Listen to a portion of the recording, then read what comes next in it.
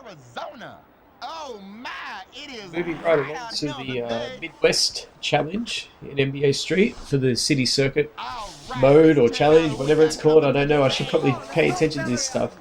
But yeah, you see my squad to start off: T-Mac, Vince Carter, and Baron Davis. And my first game is against the Houston Rockets. Now I'm excited for this because I've been talking for a long time wanting to get Steve Y'all know what Francis, time it and is. this is my It's game opportunity. time. I decided not to run with Jordan, primarily because I wanted the Baron Davis and Stevie franchise matchup. And if you guys remember back to the when these guys were drafted, Stevie Francis was drafted number 2 by Vancouver of all teams before being traded to Houston, and Baron Davis was drafted one spot after him by the Charlotte Hornets. And Francis had an incredible rookie campaign. He was co-rookie of the year to Elton Brand, whilst Baron Davis started off quite slow. And then around this time, 2001, the edge was probably on Baron Davis. Baron Davis was probably a superior player. He just led his team, as I've talked about in previous videos, he led his team in an impressive conference finals, or not a conference finals, but nearly to the conference finals. They were one game away from that. And Stevie Francis hadn't been to the playoffs at that point. And he didn't make the playoffs until Yao Ming would be a member. But what you'll see there, what you just saw, is consistent with the entire game. Baron Davis missed a hell of a lot of dunks, and which is disappointing. I'm not sure why that was happening. I was hoping that maybe it had something to do with the weather. Now, hear me out on this. If all these courts are outdoor, now if they implemented something where it's hot and you get sweaty and the ball becomes slippery, maybe you're missing dunks. But it was only Baron Davis, so I can't run with that as a possible reason. They made Maurice Taylor incredible in this game. Absolutely incredible. The amount of blocks and his ability to stick jumpers, although he misses one there, made him incredible. If I wasn't so hell-bent on getting Stevie Francis, I would have been really tempted to pick up Maurice Taylor because he played absolutely incredible. Here he is crossing it up and then throwing it off the backboard to himself. He gets pushed out of the way. But yeah, it was just I've never seen a player get overrated in a video game as badly as what Mo Taylor. Like, he wasn't a bad player. He was drafted 14th. He slipped in the draft when he was drafted by the Clippers. So he's not a bad player at all, but they did overrate him quite significantly. And maybe, maybe it's just because I didn't have a big to match up. Maybe if Alonzo Mourning was in there, he wouldn't have had that kind of an impact. You see me getting a game breaker. They went out on a fairly big lead. I wanted them to get that dunk just so I could get the ball and not be at the mercy of an offensive board. There's Baron Davis somewhat redeeming himself. That has to be my game-breaking corner. And that's, well, not even a corner, but spot. It seems to always be where I want to take that game-breaking shot. It's 8-6 at this point. They really haven't worked on their game-breaker, but they're only down 1, so this is still a very competitive game. Baron Davis going to the basket, getting blocked again. I would have loved to have seen some individual player stats so I could see what his actual shooting percentage was. Because he played horrible. Sort of reminiscent to the way Jordan played against Eddie Jones. But at least Jordan was still effective. Baron Davis, I kind of really gave up on. There's not much I could do with him. I was getting to the rim, and once I was getting to the rim, he was freaking dunks. Not good. If anything, I just used him to sort of get some. There's a dunk there, ironically, when I'm ripping on him. But I was just using him around the perimeter just to get some crossovers and some trick points. But apart from that, I had no confidence in actually trying to score with him. That was a huge boost there. And look who it is breaking it down. It's with a slip and slide too. It's Maurice Taylor. Oh my god. Houston would have been a fun team to run with.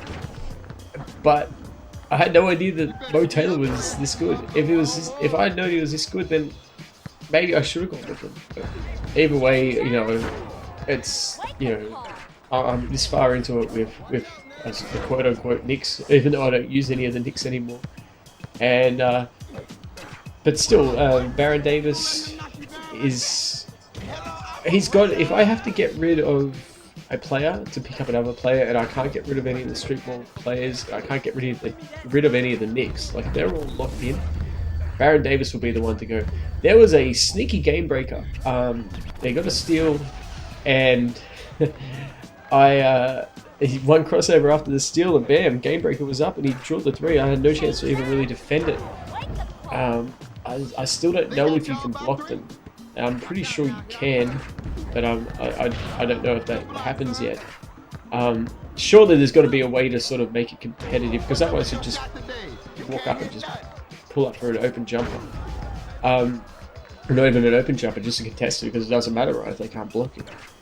And there's Baron Davis again. That was a sweet hookup, and even though I was down again by a significant margin, the game breakers sort of kept me in it, and I was aware that I needed to get that as soon as possible. There's T-Mac, a nice little crossover, and then dunk. That wake-up call is probably my go-to dunk, because it doesn't take long for them to develop. You're not really hanging up in the air, so they can't really defend it, especially if you've already crossed them up. There's Baron again. He's very close to a game breaker. I'm about to get it now, and there it is. And I was a bit nervous at that point until I got the crossover, because I didn't want to get blocked, obviously, and I needed to get it. The shot clock was nearly close to running out, so we're down at 14 all, and they yet to really build on anything for their game breaker. So figuring that, you know, I've got to start pushing for a third one, which would be a record for me. The most I've had is 2 in a game, and there's Baron with a nice little dunk. So I've got the lead for the first time in a long time here. But yeah, so I'm trying to figure out a way to sort of get some kind of defensive structure here, because Vince Carter, Baron Davis, T-Mac, the only real defender on this team is T-Mac, and he's up against a big man in Mo Taylor. And quite honestly, Steve Francis offensively plays like a big man too, so struggling a little bit to get any type of cohesion. But once again, another miss. Like, if I didn't have all those misses, the game would be over at 21-16. The old what-if game, but like, I just, out of nowhere, I mean, I know Mo Taylor missed a dunk there, but if you looked at his turbo meter at that point, he was all the way down. Oh, that was my own fault. I should have taken it in. That was a good fake though to redeemed it. But regardless, if Baron hadn't missed all those dunks, and it's not like I'm putting up bad shots or anything like that, it's just like this random element to keep it competitive, which I appreciate because I like close games. But when there's nothing I can do about it, that gets a little bit frustrating.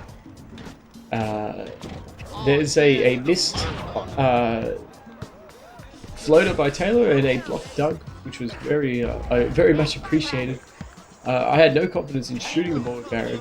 The whole pump fake was working for me well. I probably have to orchestrate that into my repertoire a little bit more, instead of just relying on crossovers to get it. That was a big steal by T-Mac. And all of a sudden, you know, they went from being 14, I think it was 9 or 14-10, and now you know, two buckets away. Of course, these offensive rebounds are killing me along with the missed dunks, and they're only 2 back now. And I know that all I need is 2 dunks to get a victory. But that was so stupid. That was all on me as well, once again. And it comes back the other way, and I was very lucky they missed that. But another offensive board, another putback, and all of a sudden I've gone from being, what was it, 1916, 1917 to 1918. Big play by T-Mac, 20-18. I can't allow any threes to happen here. And what happens? He bakes in a 3 after I get crossed over.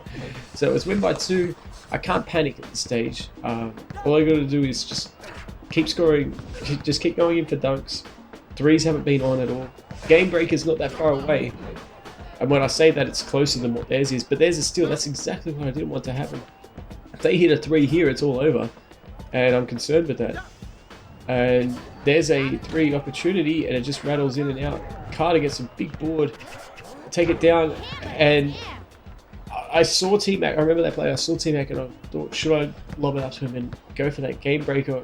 Decided against it because if that's a turnover, I don't think I can get another stop. That worried me as well. That 3, another offensive board. If I got that board, bam, the game would have been over. Maurice Taylor's dribbling the ball outside, back up to Taylor, and that was huge. And I like the AI that they were able to recognize that was a bad shot and pass out of it. In hindsight, they didn't get much better of a shot. All I know, I'm up by 1 here. I've got the ball. All I know is I can finish with the dunk, and I do. T-Mac busts the rim, and I set a new record for myself with game breaker points or trick points. And I was able to pull out the victory, and I finally get Stevie Francis. So I don't have to rely on Baron Davis now if I need a point guard. So that was all well and good, and I'll keep these videos coming in for you. So hit the subscribe button if you want to keep watching. These players will put their work out there, baby.